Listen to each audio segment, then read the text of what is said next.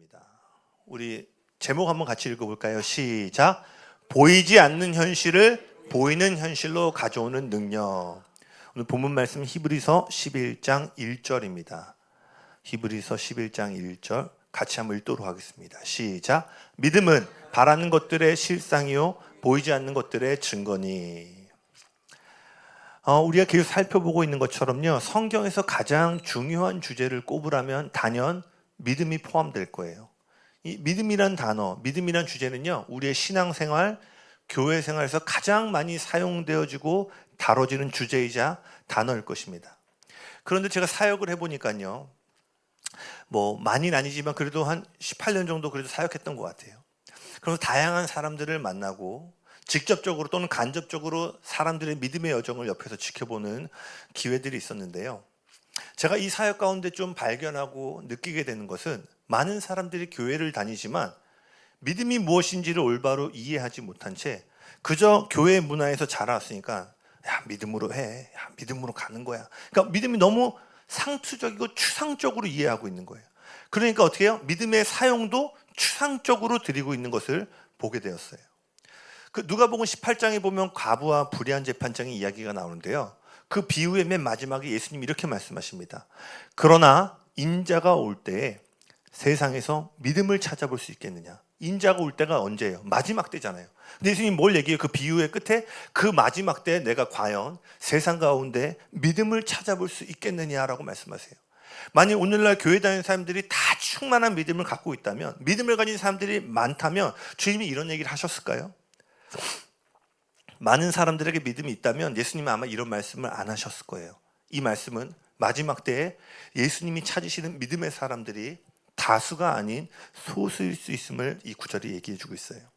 그렇기 때문에 우리는요, 믿음이 무엇인지 참된 진리 위에 올바로 서야 하고요, 올바로 쓸 뿐만 아니라 이제 그 믿음의 능력을 사용할 수 있는 권세의 자리로 나아가야 된다는 것입니다. 아멘. 그래서 성경에서 믿음은 가장 중요한 주제예요. 에베소서 2장 8절입니다. 너희는 그 은혜에 의하여 믿음으로 말미암아 구원을 받았으니. 같이 한번 고백해 볼까요? 믿음으로 말미암아 구원을 받았으니. 믿음이 없이는 구원이 없다고 성경은 분명히 얘기하고요. 히브리서 11장 6절입니다. 믿음이 없이는 하나님을 기쁘시게 하지 못하나니. 이 구절은 뭘 얘기하고 있어요? 우리의 삶에 믿음이 없다면 우리의 삶은 하나님의 기쁨이 되는 삶이 될 수 없다라고 얘기를 하고 있어요.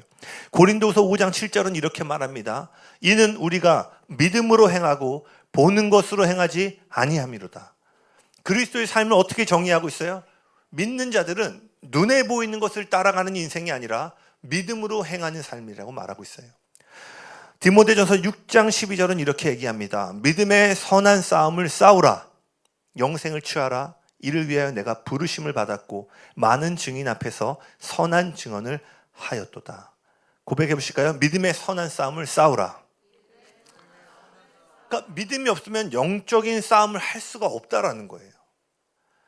우리가 여러 차례 살펴보았지만 바울은 고린도전서 13장 13절에서 뭐라고 얘기를 해요? 믿음, 소망, 사랑 이 세 가지는 항상 있을 것인데 그 중에 제일은 사랑이라.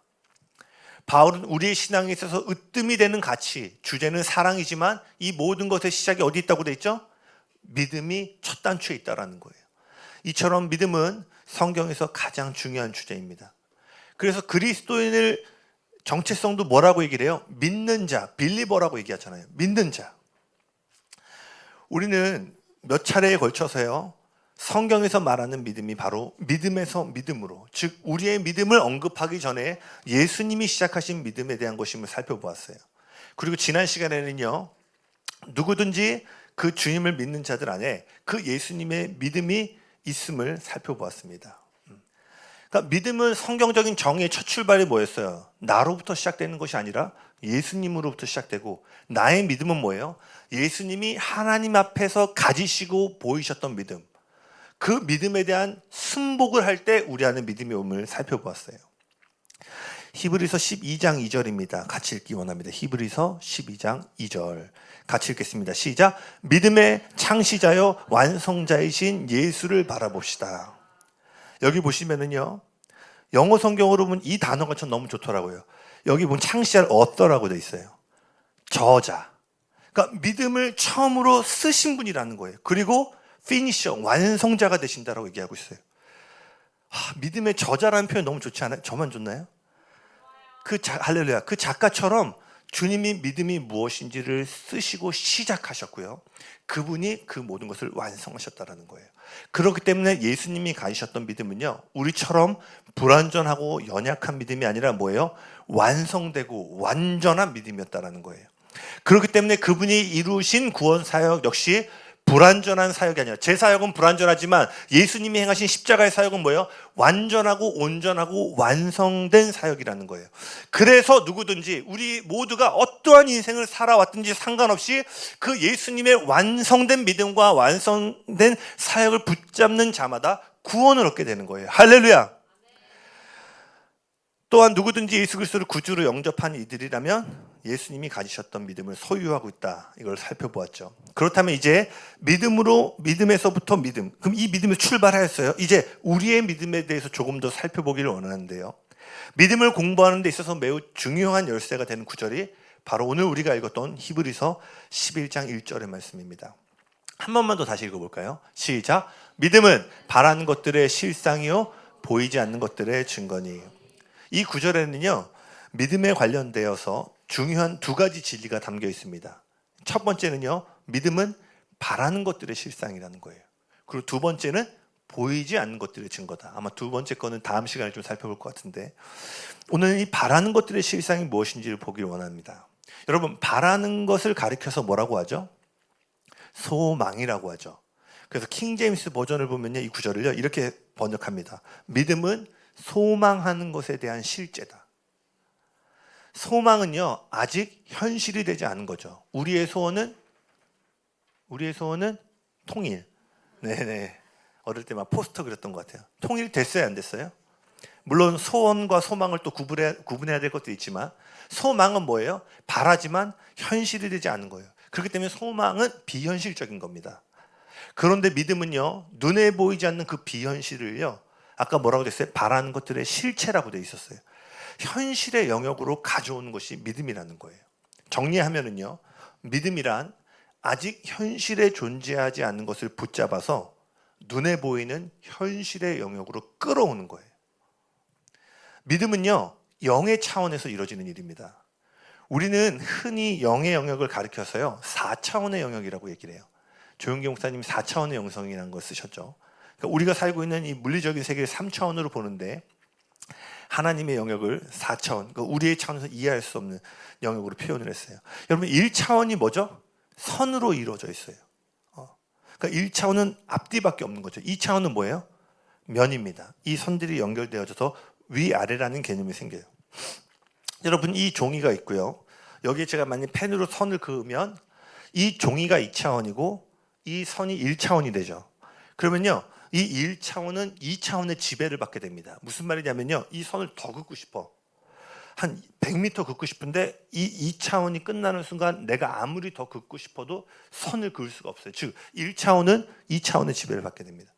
그런데 이제 우리가 살고 있는 입체, 이 공간은 3차원이라고 하는데, 만약 이 3차원의 세계에서 갑자기 누가 후 하고 바람이 불면 이 종이가 어떻게 돼요? 날아가죠. 이 2차원이 아무리 난 꿈쩍하지 않고 여기 있고 싶어라고 해도요, 3차원에서 바람이 불면은요, 이 종이는 움직이게 돼 있어요. 즉 2차원은 3차원의 지배를 받게 됩니다. 핵심은요, 언제나 저 차원은 고차원의 지배를 받게 된다는 거예요. 사람은 영혼 육으로 이루어져 있는데요, 믿음은요, 영의 차원에서 이루어지는 일입니다.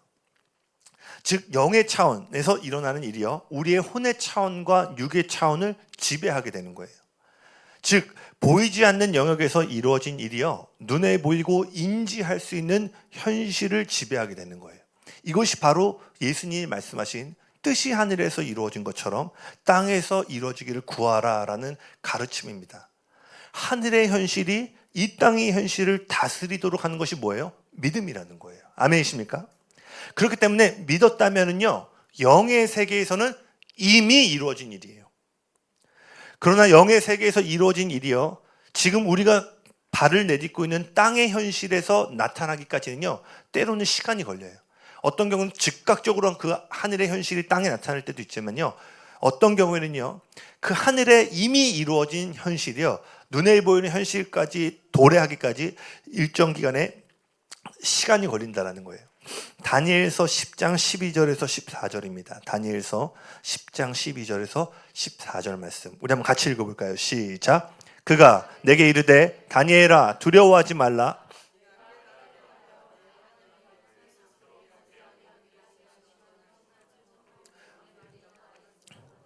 내가 내 말로 말미암아 왔느니라. 그런데 바사 왕국 군주가 21일 동안 나를 막았으므로 내가 거기 바사 왕국의 왕들과 함께 머물러 있더니 가장 높은 군주 중 하나인 미가엘이 와서 나를 도와주므로 이제 내가 마지막 날에 내 백성이 당할 일을 내게 깨닫게 하러 왔노라. 뭐라고 되어 있어요? 다니엘이 무릎을 꿇는 순간 영의 세계, 하나님의 세계에서는요, 다니엘의 기도가 응답을 받았어요. 근데 이미 응답된 일이 다니엘에게 도달하기까지 21일이라는 시간이 걸렸다는 거예요. 그래서 저희가 다니엘의 21일 기도 뭐 이런 거, 이게 이 구절에서 나온 거죠. 다윗을 보세요. 사울이 불순종함으로 하나님께 버림을 받았죠. 사울이 슬피 울고 있을 때, 그 초대 왕이 무너졌을 때, 사울이 울고 있을 때 하나님께서 사무엘에게 나타나셔서 사무엘 더 이상 슬피 울지 말고 내가 한 왕을 예비하였으니 이새의 집에 가라. 거기서 내가 새로운 왕을 세울 것이다 라고 말씀하셨죠. 그래서 사무엘이 이새의 집에 찾아갔고 그곳에서 다윗을 만납니다. 하나님의 합한 한 소년을 만나고 하나님은 그 다윗에게 기름을 부으라고 말해요. 그래서 사무엘은 그에게 기름을 부으면서 다윗이 새로운 이스라엘의 왕임을 선포하였어요. 그런데요, 하나님에게 있어서 이제 이스라엘의 왕은 누구예요? 사울입니까? 다윗입니까? 기름을 부었을 때 누가 이제 이스라엘 왕이에요? 다윗이죠. 그런데 이 땅의 현실에서는 여전히 사울이 왕이었다라는 거예요. 하늘에서는 이미 다윗이 왕이었는데 다윗이 이 땅에 진정한 왕이 되기까지는요 10년이 넘는 세월이 걸렸다라는 거예요. 이처럼요 영의 세계에서 이미 이루어진 일이 땅의 현실이 나타나기까지 이 딜레이 타임이 존재한다라는 거예요. 그렇다면 소망이란 무엇인가? 소망이란요 바로 이 믿음이 현실이 되기까지 걸리는 이 딜레이 구간을요 기쁨으로 기대함으로 기다리는 것이 소망이에요. 이미 이루어진 사실 또는 반드시 이루어질 약속을 기쁨으로 기다리는 것입니다. 믿음으로 시작된 일이 완성될 때까지 기쁨으로 기대하는 것이 소망이에요. 이거는 이렇게 좀 비유해 볼 수 있을 것 같아요. 여러분 요즘 이제 거진다고 온라인으로 두 친구가 얘기를 하고 있네요. 영의 대화를 지금 여러분 온라인상에서 이렇게 물건 많이 구매하시죠? 뭐 생활 필수품도 있지만 여러분 정말 갖고 싶은 거 이렇게 온라인으로 구매해 보신 적 있으시죠? 제가 말하는 비유에서 이 온라인은 영의 세계입니다. 그리고 이 여러분이 오프라인은 이제 땅의 세계인 거예요. 온라인 상에서 내가 무언가를 사고 싶어서요 금액을 지불하면 이 온라인 세계 저 건너편에서는 이미 그 결제된 물건은 저 회사 거예요, 내 거예요? 내 거죠. 저편에서는 이미 내 건데요. 그 물건이 배송해서 나에게 도달되기 전까지는 내 게 아니에요. 즉, 내 것은 확실한데 아직 온전히 내 것이 되지 않은 상태예요. 이미 이루어진 일이 나에게 현실이 되기까지, 그러니까 배송될 때까지 일정 시간을 기다려야 돼요. 그래서 우리는 어떤 물건을 구입하고 기다리게 되죠. 근데 내가 정말 간절히 필요로 하고 갖고 싶었던 것들이라면 그 기다림의 시간이 어때요? 기대가 되고 그걸 받았을 때 와, 할렐루야. 네. 저는 그런 기억이 이제 너무 언젠가 저 있어요. 알라딘에서 제가 사고 싶은 책을 절판 도서를 제가 만약에 그 중고에서 딱 찾았어. 어떤 절판 도서는요 발매는 막 9,000원인데 막 5만 원에 팔고 그래요. 그러니까 살 거면 사라 이런 식인데 정말 득템할 때가 있어. 내가 너무 보고 싶은 책인데 막 절판된 거. 그럼 그거 막 GS 반값 택배 배송을 받는데 그 알림 딱 오면은 막 달려가요 제가. 와. 다음에는 비율을 더 좋은 물건으로 제가 제 아내가 알아요 제가. 한때 그래서 그만 사라고 책 좀. 그러니까 이게 뭐예요? 소망이라는 거예요. 이미 저편에서는 내가 대가집을 온라인 영의 세계에서는 결제를 하고 믿음의 결제를 한 거죠. 현실이지만 그 현실이 나에게 온전한 실체가 되기까지 기다리는. 그 시간이 믿음이라는 거예요. 즉 다시 말하지만 믿음이란 눈에 보이지 않는 것, 즉 비현실을 붙잡아서요 눈에 보이는 현실로 끌어당기는 것입니다. 그리고 소망이란 그 실체가 끌어오기까지 믿음으로 시작된 것을 기쁨과 기대 속에서 놓치지 않도록 계속 강하게 붙잡고 있는 힘이에요.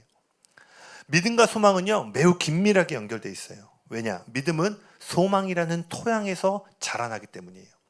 그렇지만요 우리는 이 둘의 차이를 구분할 수 있어야 됩니다. 산을 옮기는 기도는요 믿음의 기도지 소망의 기도가 아니기 때문이에요.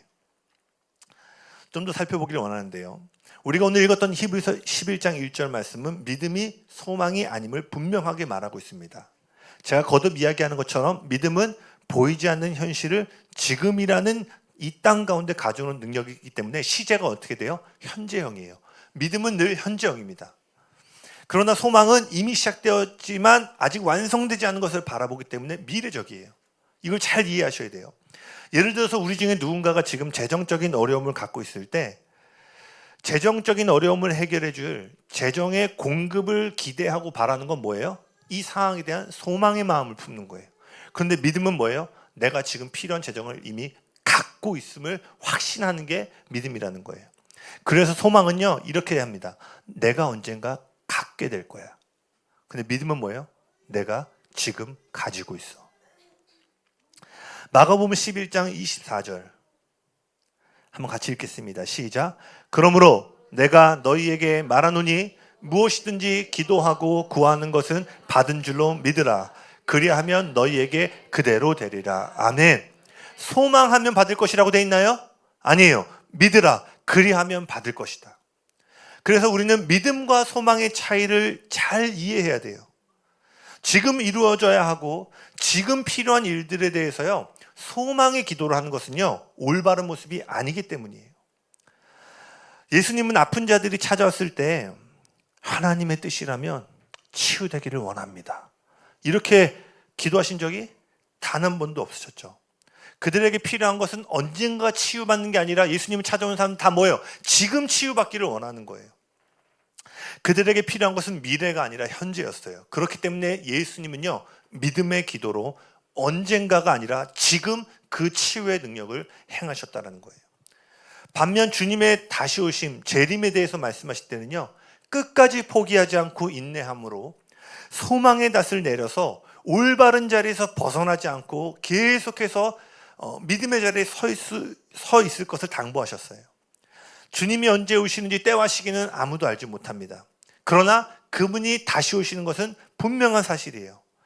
그리고 그분의 다시 오심은 미래적입니다. 그래서 믿음이 아니라 뭐예요? 소망을 강조하신다는 거예요. 요한일서 3장 2절 3절입니다. 요한일서 3장 2절 3절 같이 읽겠습니다. 시작. 사랑하는 자들아 우리가 지금은 하나님의 자녀라. 장래에 어떻게 될지는 아직 나타나지 아니하였으나 그가 나타나시면 우리가 그와 같을 줄을 아는 것은 그의 참모습 그대로 볼 것이기 때문이니 주를 향하여 이 소망을 가진 자마다 그의 깨끗하심과 같이 자기를 깨끗하게 하느니라. 주를 향하여 이 믿음을 가진 자라고 하지 않고 뭐라고 돼 있어요? 이 소망을 가진 자. 왜? 장래의 일에 대한, 미래에 대한 이야기를 말하고 있기 때문이에요. 제가 보니까요 많은 사람들이 신앙생활 가운데 어려움을 겪는 이유 중에 하나가 뭐냐면요 믿음으로 기도해야 될 때 소망의 근거에서 기도함으로 응답을 받으려고 하기 때문이라는 거예요. 믿음과 소망의 차이를 이해하지 못하잖아요. 믿음으로 기도해야 될 때인데 소망으로 기도하고요 소망으로 기도해야 될 때 믿음으로 기도해요. 그러니 어떻게 돼요? 간절히 열심히 기도하는데 정작 지금 현실의 하나님의 나라를 끌어오는 믿음의 역사를 경험하지 못한다라는 거예요. 아마 이런 경험 해보신 적 있을 거예요. 여러 명이서 같이 기도할 때요 제가 뭐 선교팀을 이끌고 나간다던가 예배팀과 선교 나갈 때요 어떤 영적인 중요한 순간에 우리가 막 중보 기도를 해요. 그러다가 지금 그 믿음의 기도를 하기 원하고 선포 기도를 하기 원해서 막 이렇게 주시는 마음 있는 사람들 우리 믿음으로 기도합시다 하면요 선포해야 될 때인데 부탁하는 친구들이 있어요.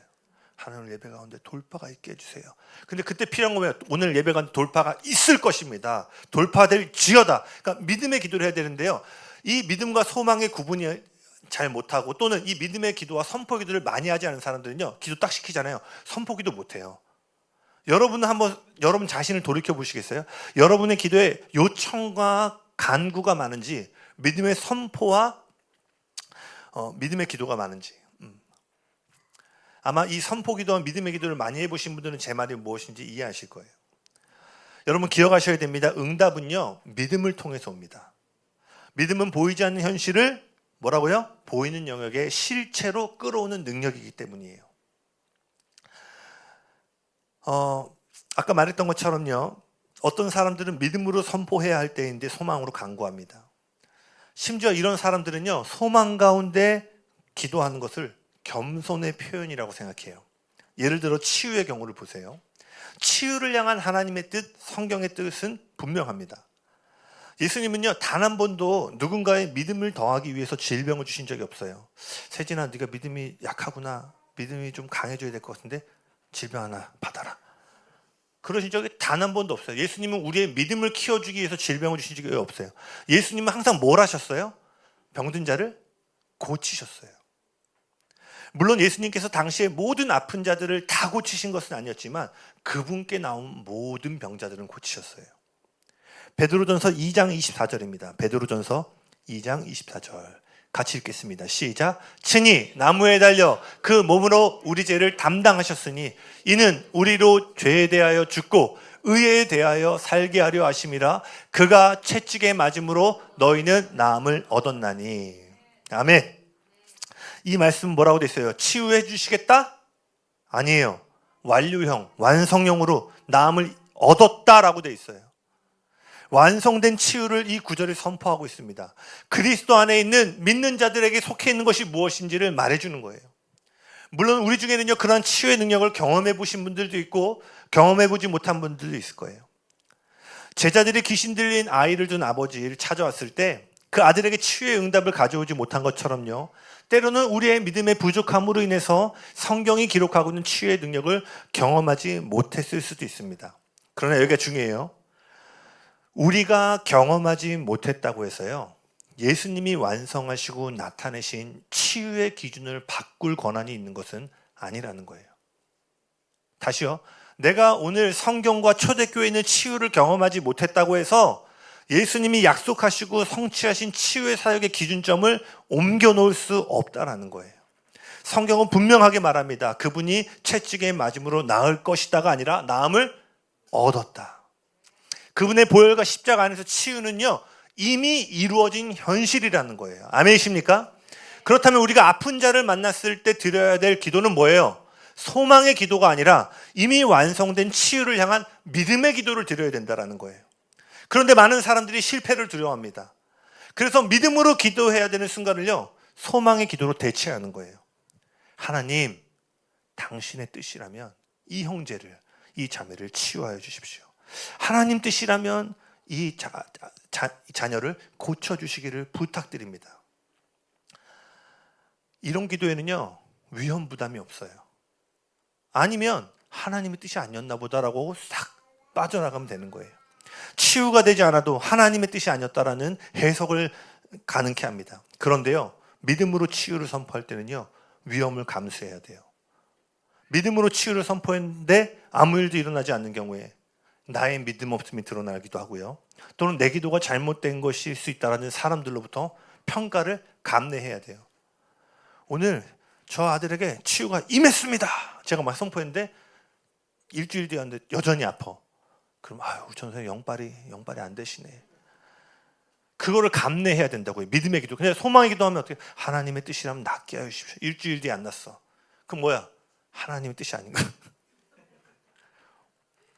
그래서 많은 사람들이요, 믿음으로 기도해야 되는 순간임에도 불구하고요, 소망의 기도로 그걸 대체하는 거예요. 그러니까 어떻게 돼요? 역사가 안 일어나는 거예요. 그래서 여러분이 정말 믿음의 기도를 경험하기 원하면 위험 부담하는 자리로 가셔야 된다는 거예요. 기적은 동전의 앞뒷면입니다. 기적은 언제요? 그 기적을 필요로 하는 불가능과 어려움에 맞닿아 있는 거예요. 그렇기 때문에 소망으로 피해가는 것이 아니라 믿음으로 직면해야 되는 그 순간에는요, 믿음의 기도를 해야지만 응답이 온다라는 거예요. 저도 그래서요, 이것들을 경험하기 위해서 항상 아픈 자들이 오면 어떻게든 이 치유를 가져오려고 해요. 제가 한 기억이 나는데요. 어떤 예배팀에 있던 한 자매의 아는 지인의 어머니가 암 말기에 걸리셨습니다. 제가 그 소식을 듣고 제가 그때도 이 말씀 알았으니까 야, 강구할 때가 아니지. 가서 믿음으로 치유될지어다. 통기타 하나 메고 갔어요. 통기타 하나 메고 가서 찬송가 부르면서 치유될 것입니다. 치유될 것입니다. 뭐 결론부터 말하면 그분은 이렇게 제가 기대하던 치유의 역사는 경험하지 못하고 돌아가셨는데, 제가 일주일에 한 번씩 그 집에 가서요, 막 미라클이란 찬양이 있어요. 막 기적의 하나님 막 불러요. 그때 뭐예요? 소망의 기도로 대체하는 게 아니에요. 권사님 치유됩니다. 치유됩니다. 근데 그때 제 생각들이 막 밀려온다고요. 안 되면 어떡하지? 안 되면 어떡하지? 막 나도 막 외국에 누구처럼 막 손에서 바로 나야 될 텐데 안 나. 일주일 뒤에 또 가. 막 안 나. 감사한 거는요, 그분이 마지막에 이제 돌아가시기 전에 그 아무 말도 못 하고 이제 그냥 식물인간처럼 된 상황에서 제가 한 번 더 병원을 찾아갔어요. 그 제가 또 통기타 하나 메고 그 집사람한테 이 몸의 소망 무언가 이렇게 찬양 부르는데요. 나중에 그 자녀가 말해주기를요, 그 심박하는 거 있잖아요. 이게 거의 힘이 져갔는데 그 찬양 부를 때 막 올라가기 시작했다는 거. 제가 알기로는 그 죽을 때 귀가 맨 마지막에 멎는다고 하더라고요. 그러면서 그 가족들이 나중에 되게 고맙다고, 그 아들은 안 믿는 분이었는데 뭐 본인은 안 믿지만 어머니가 신앙인이시고 이렇게 와서 찬양해주고 뭔가 어머니가 반응했다는 거에 대해서. 저는 앞으로도요, 누가 아픈 자가 있으면 똑같이 할 거예요. 전사에 영빨이 없는 영빨 상관없어. 뭐예요? 소망의 기도를 해야 될 때가 아니라 믿음의 기도를 해야 되기 때문에요, 우리의 역할은요, 내가 그걸 잘 해내지 못한다고 해서 기준을 바꿔서 소망의 자로 도망치는 게 아니라 믿음에 필요할 때는 뭐예요? 내가 못했다 할지라도 예수님이 하신 일을 기준으로 삼아 나를 끌어올려야 된다는 거예요. 아멘이십니까?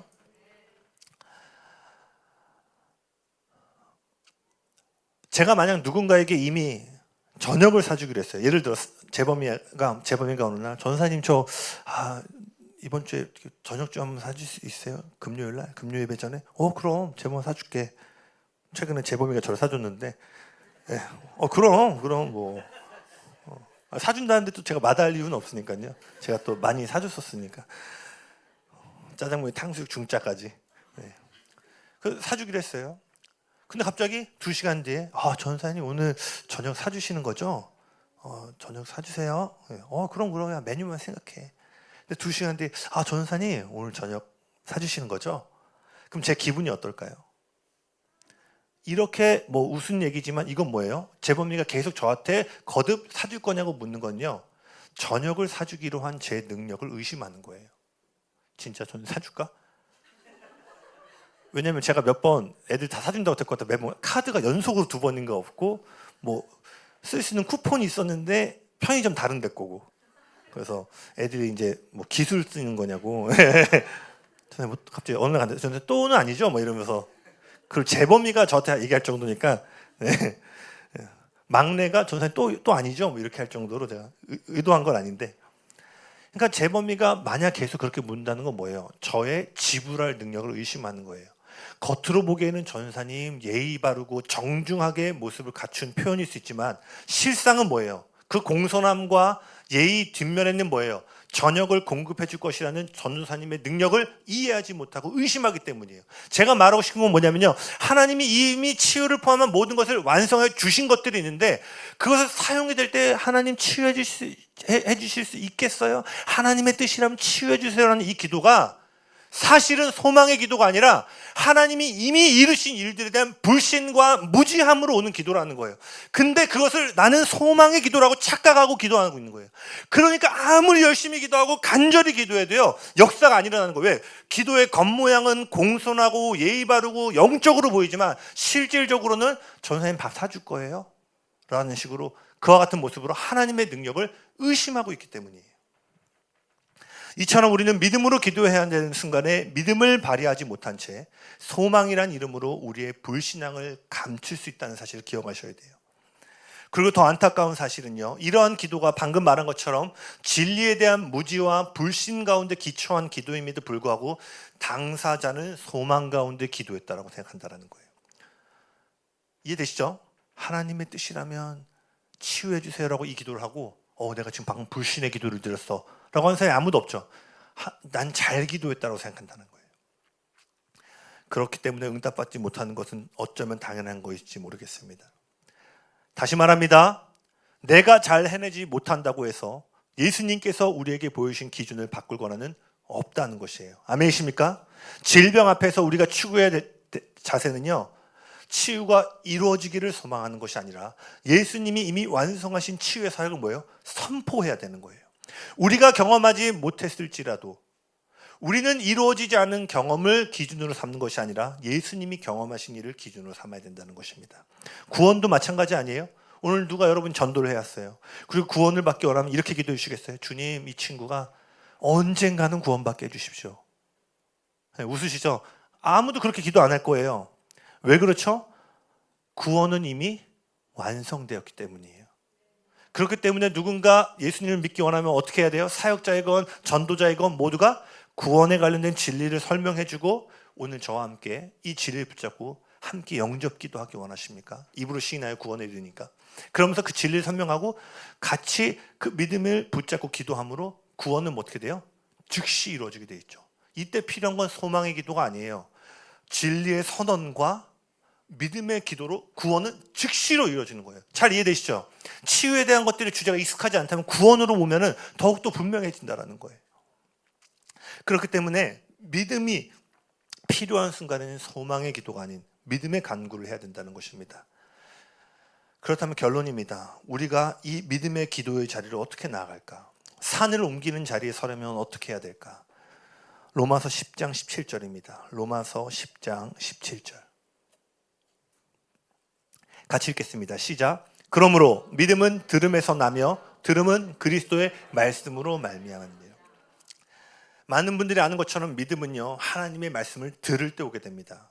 즉 믿음의 기도는 내가 바라는 것을 말하는 것이 아니라 하나님이 말씀하신 것을 똑같이 고백하는 거예요. 진짜 믿음은요, 하나님이 그렇다고 말씀하신 것을 믿고 고백하는 거예요. 채찍에 맞음으로 나음을 입었다라고 하셨으면 나음을 입은 거예요. 아멘. 그래서 믿고 그것을 나는 연약하고 나는 부족할 수 있지만 나를 의지하는 것이 아니라 뭐예요? 하나님이 하신 말씀을 그대로 선포하는 거예요. 히브리서 10장 23절입니다. 히브리서 10장 23절. 같이 한번 읽겠습니다. 시작. 또 약속하신 이는 믿으시니 우리가 믿는 도리의 소망을 움직이지 말며 굳게 잡고. 개역개정으로 보면 이게 좀 이해하기 어려운데, 여기 믿는 도리에 해당되는 헬라어가 호몰리기안이라는 단어인데 이것이 호몰리지아라는 어원에서 파생됐습니다. 이 호몰리지아의 뜻은요, 고백이라는 뜻인데 구체적으로는 같은 것을 말하다라는 뜻이에요. 즉 이 말씀은 뭐냐면 우리가 같은 것을 말함으로써 하나님의 약속을 굳게 붙잡으라라는 뜻입니다. 그래서 믿음의 고백이란 뭐예요? 하나님이 우리에게 하신 말씀을 우리도 동일하게 따라하는 거예요. 하나님이 하신 말씀을 더하지도 않고 빼지도 않고 똑같이 고백하는 것입니다. 아멘. 욥기 22장 28절입니다. 욥기 22장 28절. 예배팀 나와주시겠어요? 욥기 22장 28절. 같이 한번 읽겠습니다. 시작. 내가 무엇을 결정하면 이루어질 것이요 내 길에 빛이 비치리라. 네. 그러니까 원어로 봐야지 좀 더 분명해진 표현들이 있는데, 여기서 결정하면이라는 이 단어에 해당하는 히브리어는 가자르라는 단어입니다.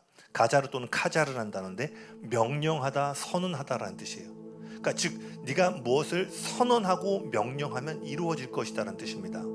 그리고 여기서 무엇을에 해당하는 히브리어는 오메르라는 단어인데 이것은요, 약속, 말, 연설이라는 뜻으로 이미 말해진 것을 의미해요. 그래서 이 말을 좀 더 정확하게 표현하면 이렇게 되는 겁니다. 네가 말씀을 선언하고 선포하면, 이미 말해진 것을 다시 선언하고 선포하면 내게 이루어질 것이다. 근데 여기서 이루다라는 히브리어는 쿰이라는 뜻입니다. 예수님이 회당장 야이로의 딸을 살리실 때 어떻게 돼요? 달리다 쿰이라고 하죠. 달리다가 소녀고 쿰이 일어나다예요. 그러니까 이루어진다는 뜻은요, 단지 이루어지는 것만이 아니라 일어나다, 일어서다라는 뜻이 있어요. 이 모든 단어의 의미들을 종합해 보면 이렇게 됩니다. 내가 이미 선언된 말씀을 다시 선포할 때 그 말씀이 네 삶 가운데 일어나게 될 것이다. 하나님이 우리에게 주신 말씀의 씨앗을요, 네 가지 땅에 떨어진 씨에 보면 하나님의 말씀을 씨앗이라고 했는데, 그 주님께서 시작하신 씨앗을 우리가 동일하게 선포할 때요, 그 씨앗 안에 있는 생명력, 그러니까 도토리나무 씨앗은 씨앗 하나이지만 그 안에는 도토리나무와 수많은 열매가 자라날 수 있는 생명력이 있잖아요. 우리가 동일한 씨앗을 외치기 시작할 때요, 그 한 알의 씨앗 안에 있는 엄청난 생명력이요, 우리 내면에 심겨지고 자라나서 주님의 때에 일어나게 된다는 거예요. 할렐루야. 그 모든 일이 언제? 내가 주님이 말씀하신 것을 믿음으로 동일하게 고백할 때. 여러분 기억하셔야 돼요. 우리는 우리의 눈에 보이는 상황과 형편, 그로 인해서 우리 안에 들어오는 생각과 감정을 말하라고 부르심을 받은 적이 단 한 번도 없습니다.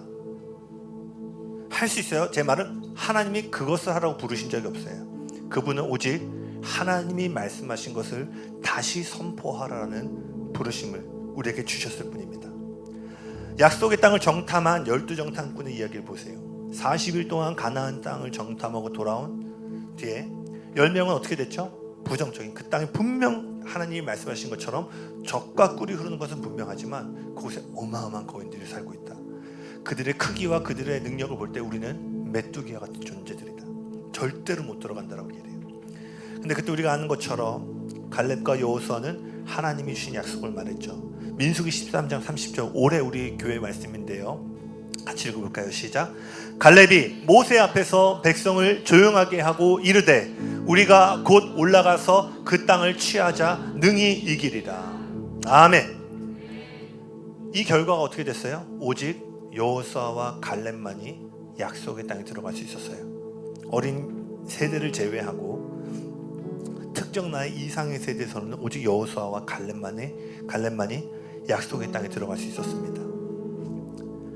이 두 사람은 하나님이 이미 말씀하신 약속을 다시 선포함으로 그 약속이 물론 40년의 시간이 걸렸지만 그 주님의 때에 이르렀을 때 선포된 말씀이 그들의 인생 가운데 일어설 수 있도록 만들었다라는 거예요. 할렐루야. 하나님이 약속의 땅을 주겠다고 하셨다면요, 그곳에 어떠한 엄청난 거인이 산다 할지라도 그 땅은 뭐예요? 이미 우리의 것이라고 선포해야 되는 거예요.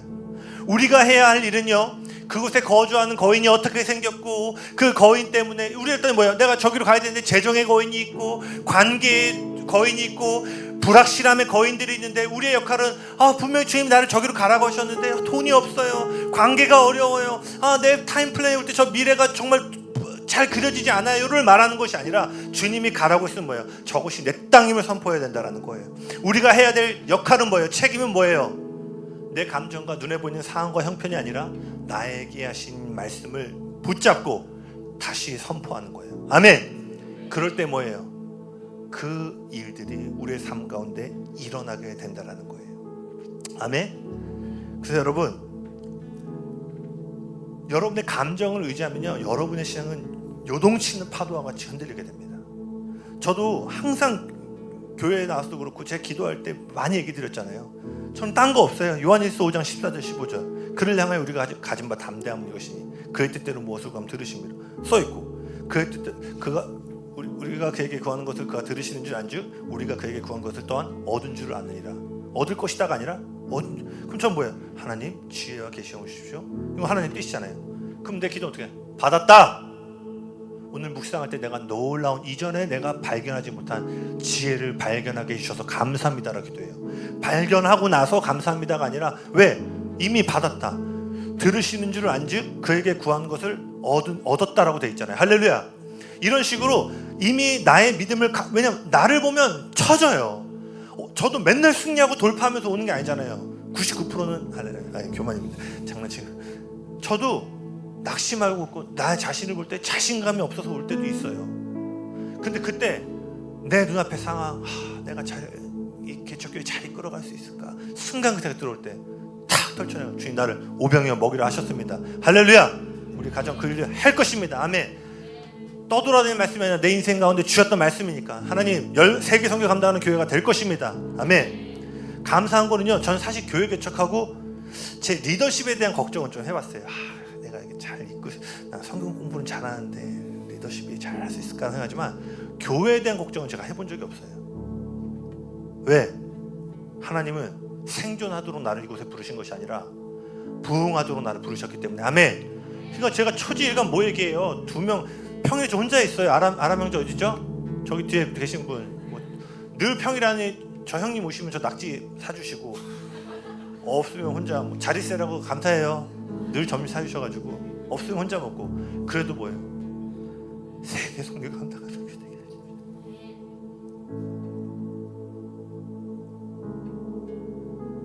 눈만 가면 주님 주야로 하나님을 예배하고 충분한 충분자들 이곳에서 예배하는 거 상상하는 거예요. 그대로 될죠. 언제가 있잖아요. 25부터 따라왔다니까요. 여전히 안 이루어진 것 같아요. 그러나 뭐 하는 거예요?